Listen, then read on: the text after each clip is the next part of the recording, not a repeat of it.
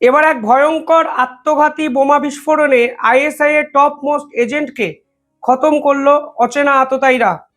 এ ঘটনাটি ঘটেছে পাকিস্তানের খাইবার পাখতুন এলাকায় এবং ডেরা ইসমাইল সংলগ্ন জায়গা, যেখানে একটি কালকে বিয়ে বাড়ির আয়োজন হচ্ছিল।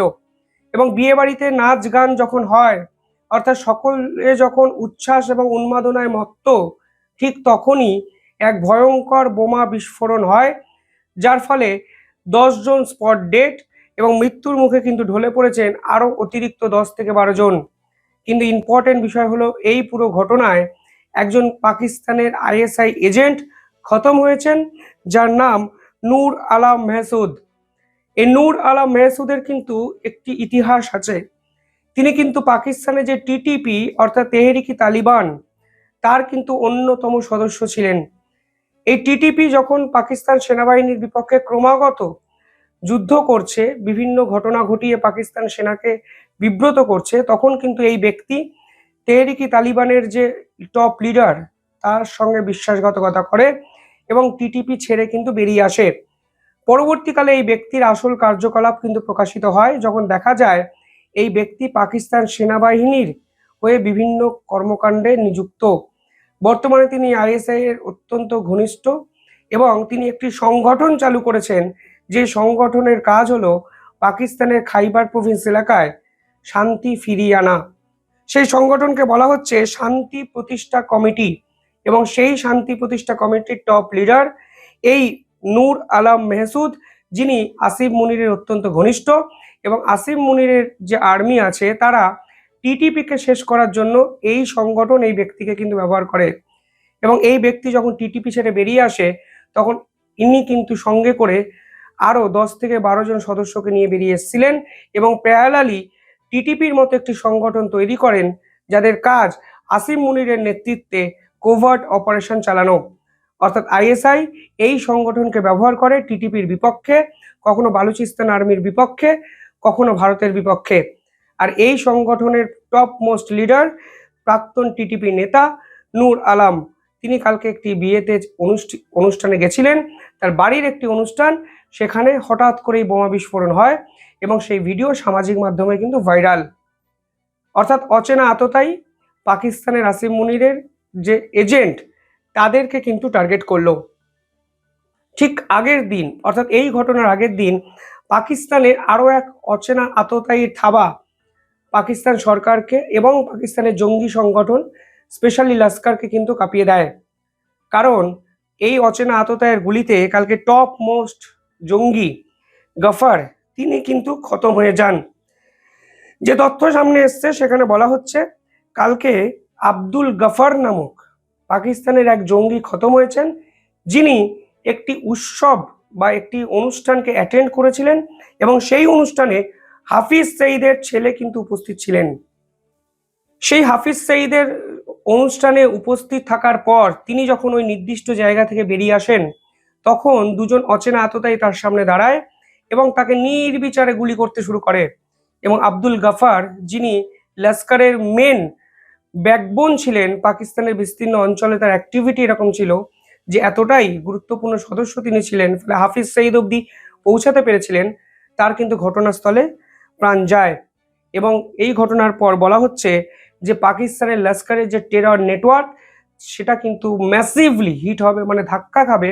কারণ এই ব্যক্তি শুধুমাত্র টপ কমান্ডার হিসাবে কাজ করতেন তা নয়, এই ব্যক্তি কিন্তু লজিস্টিক্যাল সাপোর্ট, ট্রান্সপোর্ট ওরিয়েন্টেড একাধিক বিষয় দেখতেন এবং এক্সিকিউশন কোন পথে হবে সেটা যেমন দেখতেন, এক্সিকিউশন হওয়ার পর বা কোনো ঘটনা ঘটানোর পর কোন পথে জঙ্গিরা পালিয়ে আসবেন সেই ঘটনাও কিন্তু দেখতেন। অর্থাৎ পরিষ্কারভাবে বোঝা যাচ্ছে এই ব্যক্তির হঠাৎ করে গুলিবিদ্ধ হওয়ার ঘটনায় লস্করি নেটওয়ার্ক কার্যত কিন্তু বিপদে পড়ল।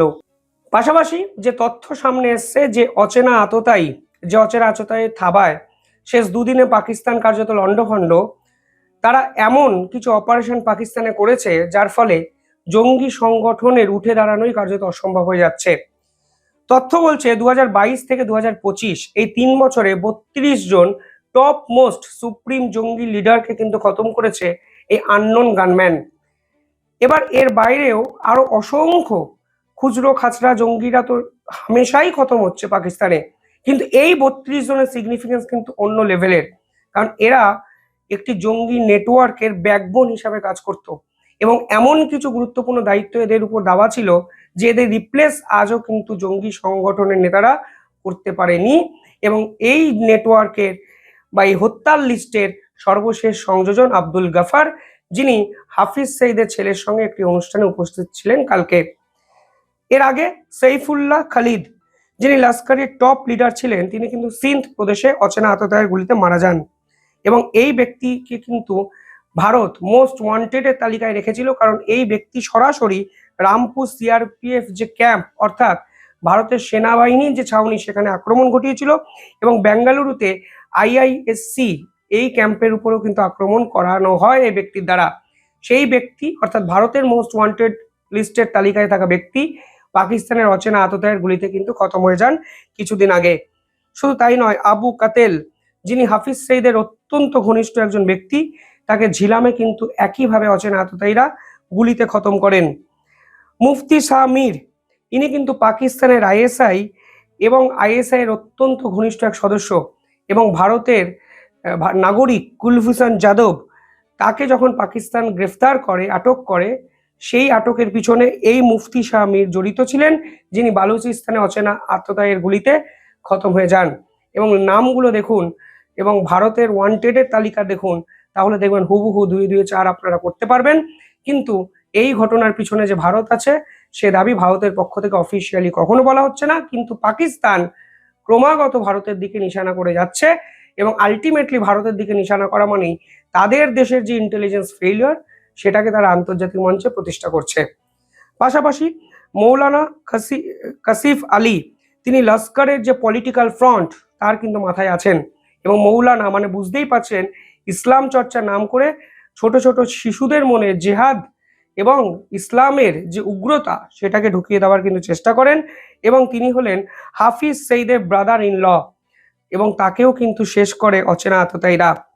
পরবর্তীকালে মুফতি ফায়াজ, যিনি জৈশে মোহাম্মদের অন্যতম বড় রিক্রুটার ছিলেন, অর্থাৎ এই ব্যক্তি কিন্তু জৈশে মোহাম্মদের পরবর্তী জেনারেশনকে রক্ষা করার দায়িত্ব পেয়েছিলেন। তিনি কিন্তু বিভিন্ন জায়গায় গিয়ে পাকিস্তানপন্থী কিছু জেহাদিদের কালেক্ট করতেন, তাদেরকে ট্রেন্ড করতেন এবং একটি বড় জঙ্গি নেটওয়ার্ক এক্সপেনশনে কাজ করতেন, যিনি কিন্তু আননোন গানম্যানের দ্বারা পাকিস্তানে খতম হয়ে যান। পাশাপাশি আবদুল্লাহ সহিম, তিনি লস্করের সিনিয়র লিডার, তিনি কিন্তু মিস্টেরিয়াস রোড অ্যাক্সিডেন্টে মারা যান, তার গাড়ি কিন্তু দুমড়ে মুচড়ে যায় হঠাৎ করেই। পরবর্তীকালে হাজি উমার গুল, যিনি লস্করের মেন ফিনান্সার, অর্থাৎ লস্কর যত অপারেশন চালাতো তার ফান্ডিং কিন্তু করতেন এই হাজি উমার গুল। এবং পরবর্তীকালে হাবিবুল্লাহ, যিনি কিন্তু লস্করের আরও একজন রিক্রুটার, তিনিও কিন্তু আননোন গানম্যান দ্বারা খতম হন। সব থেকে ইম্পর্টেন্ট নাম এই লিস্টের আদান আহমেদ, যিনি কিন্তু 2016-এ প্যাম্পোর যে সিআরপিএফ ম্যাসাকার হয়েছিল, তার প্রধান জঙ্গি, তার প্রধান অভিযুক্ত জঙ্গি, এবং তিনি কিন্তু করাচিতে শেষ হয়ে যান আননোন গনম্যানের দ্বারা। পাশাপাশি ইউনুস খান, জৈশে মোহাম্মদের রিক্রুটার, যিনি বাজাউরে শেষ হন।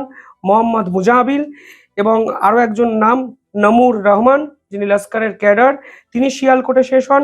মৌলানা রাহিম উল্লাহ তারিক, তিনি জৈশে মোহাম্মদের অন্যতম বড় ফিগার, তিনি করাচিতে শেষ হন। আকরাম খান, যার নাম আকরাম গাজী, যিনি লস্করের রিক্রুটার, তিনিও বাজাউরে শেষ হন। অর্থাৎ এই যদি লিস্ট দেখেন, তাহলে দেখবেন এই লিস্ট সবে শুরু করা যায়, শেষ করা যায় না, যেখানে আননোন গানম্যান পাকিস্তানের আসিম মুনির এবং তার জঙ্গি নেটওয়ার্ককে রীতিমতো কাঁপিয়ে দিয়েছে। কিন্তু কালকের ঘটনা সবকিছুকে ছাপিয়ে গেল, যেখানে একটি বিয়ে বাড়ি বোমা বিস্ফোরণে উড়ে গেল এবং সেখানে পাকিস্তানের টপ মোস্ট আইএসআই এজেন্ট বিস্ফোরণে খতম হয়ে গেলেন। কার দিকে আঙুল তুলবে? ঘটনার কোনো প্রমাণ নেই, কে করেছে কেউ জানে না, গোয়েন্দা দপ্তর ব্যর্থ, সেনাবাহিনী তাদের এজেন্টকে প্রোটেক্ট করতে পারছে না, রীতিমতো বিপর্যস্ত পাকিস্তান। কিভাবে দেখছেন পুরো ঘটনাটি কমেন্টে জানাবেন। দেখতে থাকুন দ্য ইন্ডিপেন্ডেন্ট বেঙ্গল। ধন্যবাদ।